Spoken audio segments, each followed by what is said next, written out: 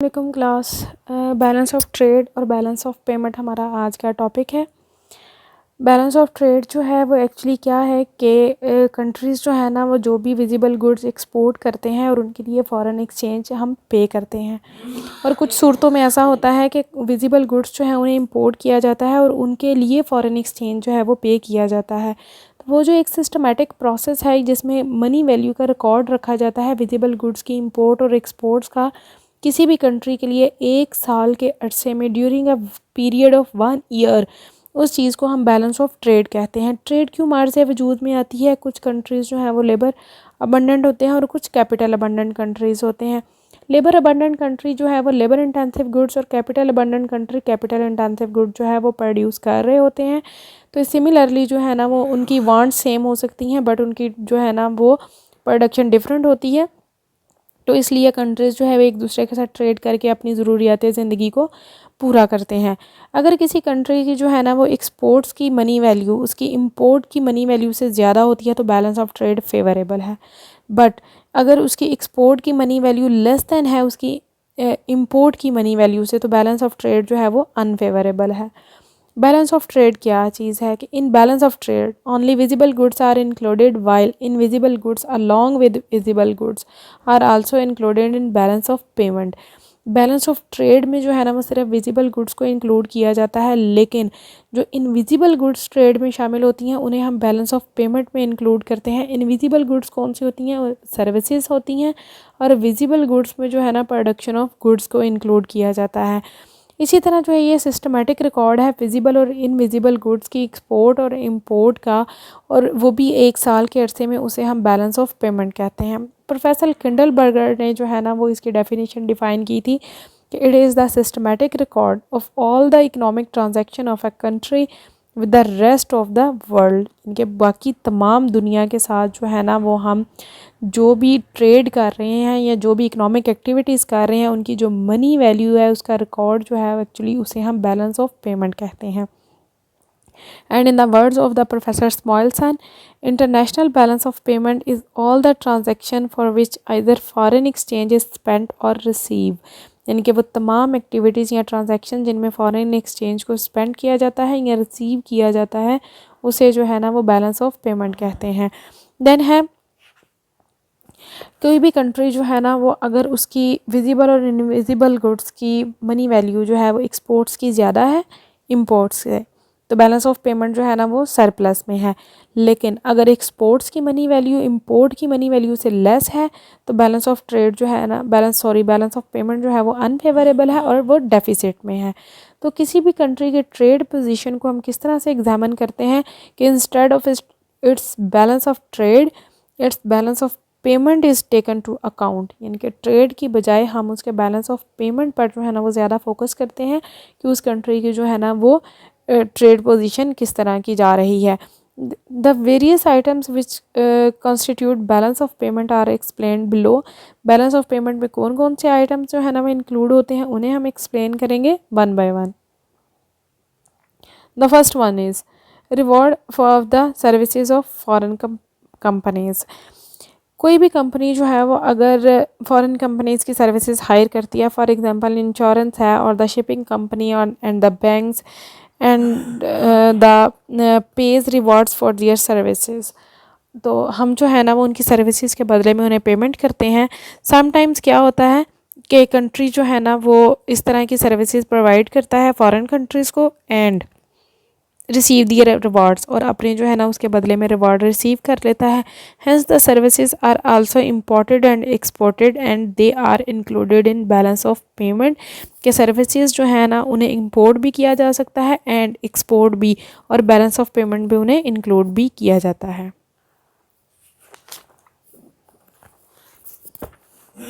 Then expenditures on education in foreign countries.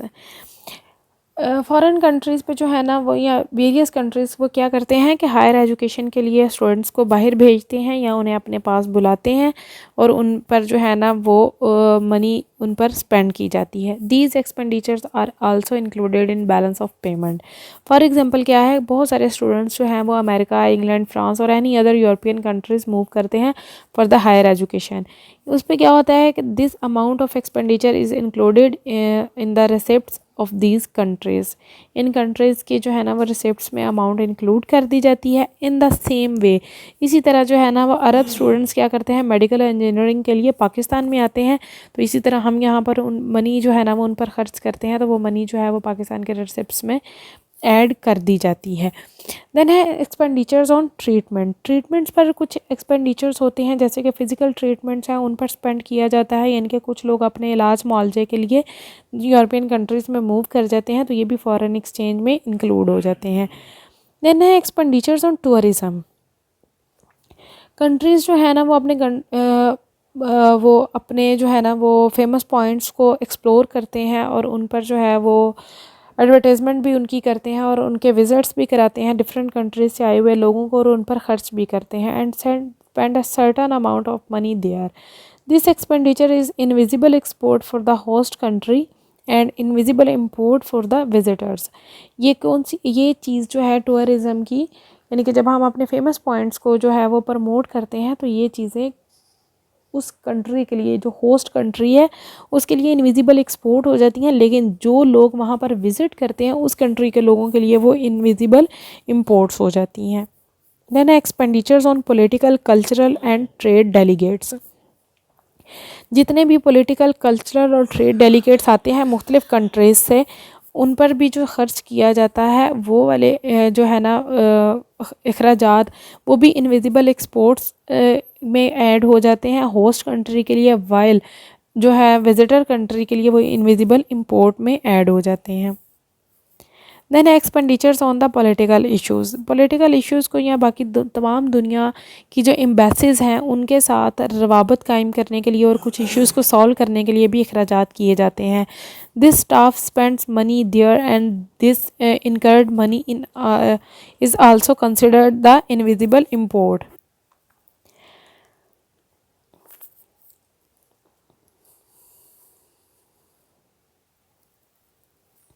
वो staff जो है वो वहाँ पर मनी को ख़र्च करता है और ये इनविजिबल इंपोर्ट बन जाती है दूसरे कंट्रीज़ के लिए, जबकि इनविजिबल एक्सपोर्ट होती है होस्ट कंट्री के लिए। देन है जो है interest on the foreign loans. A country has to pay interest in case it has borrowed money from a foreign country. अगर जो है ना फॉरेन कंट्री के लिए हमने कुछ लोन पे किया है तो उस पर हम इंटरेस्ट यानी कि सूद पे करते हैं। The amount of interest is included in invisible imports of the borrowing country but the invisible export of the lending country. जिस कंट्री ने उधार लिया है उसके लिए ये इनविजिबल इम्पोर्ट है, लेकिन जिसने उधार दिया है उसके लिए ये इनविजिबल एक्सपोर्ट है। देन है financial aid. When natural climate is flood, earthquake or the famine fall of on a country, कुछ जो है ना वो कुदरती आफात आ जाती हैं किसी भी कंट्री पर, तो उसको फाइनेंशियली जो है ना वो हम फिर एड प्रोवाइड की जाती है या कुछ मेडिकल जो है ना वो सहूलियात मुयसर की जाती हैं। तो such kind of financial aid is also included in the visible item of the balance of payment. Then है foreign investment and profit on it. कुछ लोग क्या करते हैं, फॉरेन कंट्रीज़ में इन्वेस्ट करते हैं, उन पर प्रॉफिट अर्न करते हैं और उस प्रॉफिट को अपने कंट्रीज़ में लेकर आते हैं। For example many foreign companies have invested their capital in Pakistan. The profit of this investment will be included in are invisible import. हमारे लिए वो इनविजिबल इम्पोर्ट में शामिल है, लेकिन उन कंट्रीज़ में जहाँ पर वो प्रॉफिट मूव करता है उनके लिए वो इनविजिबल एक्सपोर्ट में शामिल है। आफ्टर दैट है man power. If the people of a country work in foreign country and they remit back to their country, and this income is included in invisible export of their country। कुछ लोग क्या करते हैं, foreign countries में काम करते हैं, वहाँ पर अर्न करते हैं और अपनी अर्निंग को जो है ना वो अपने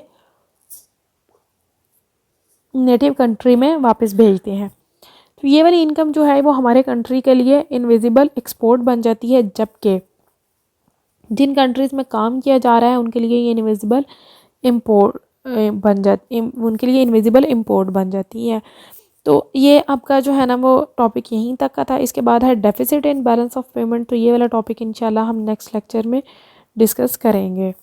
थैंक यू बच्चों, अल्लाह हाफिज़।